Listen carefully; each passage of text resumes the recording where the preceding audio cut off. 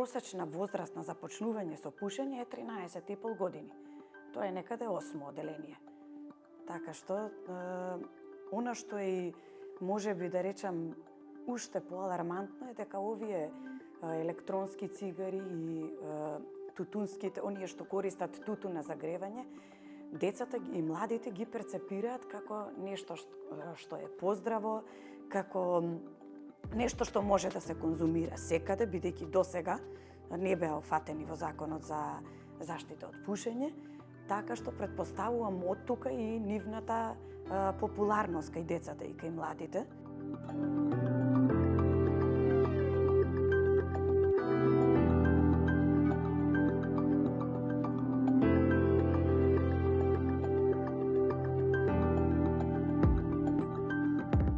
Скоро половина од возрастното население во Македонија пуши, односно, да бидам попрецизна, 48,4% од возрастните пушат цигари. Ова е двојно поголем процент од земјите од Европската Унија, секако и од земјите од светот. Така што Македонија, за жал, во оваа област предничи. Она што е алармантно е дека 55% од оние кои пушат повеќе од една кутија дневно цигари, а 80% од пушачите започнале со пушење пред 25-та година.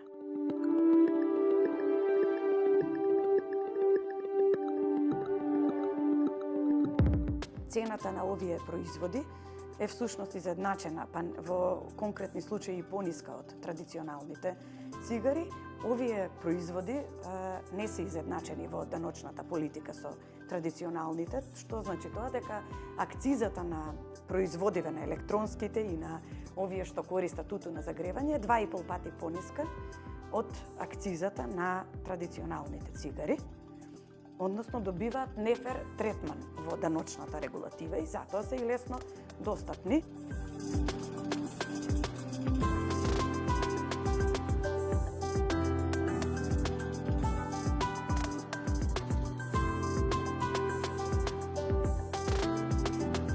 Семејствата кои пушат посветуваат 10% повеќе од својот буџет за пушење за сметка на храна, образование и едукација. Понатаму семејствата со ниски примања, со низок доход, користат 10% повеќе од својот буџет за пушење, што дополнително ги вметнува овие семејства во сиромаштија и едноставно кажано кратат на потреби за храна, едукација и здравство.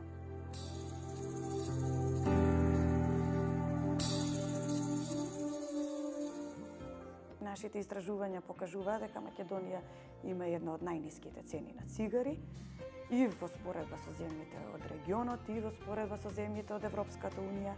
Втора причина е дека се многу достапни и парично и локациски достапни. Тоа значи тоа дека цената на цигарите не се зголемува во ист процент со растот на платите годишниот, со растот на инфлацијата, затоа луѓето може да си ги дозволат.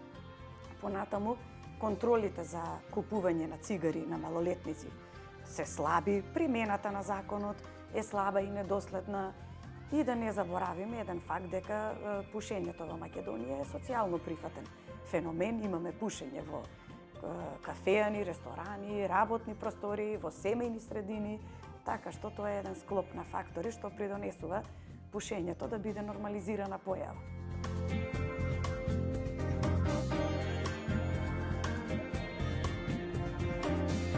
Законот и сега забранува продажба формално на малолетници, на лица под 18 години, и сега стои забраната за пушење, меѓутоа не постојат контроли на терен, претпоставувам.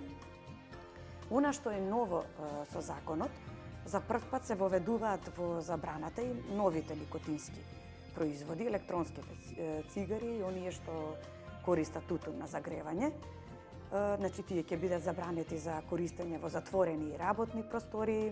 Понатаму се забранува продажба на производи со ароми и вкусеви, нивно производство, увоз, извоз. Понатаму се специфицираат точни места каде што е забрането да се пуши, на предучилишта, во болници,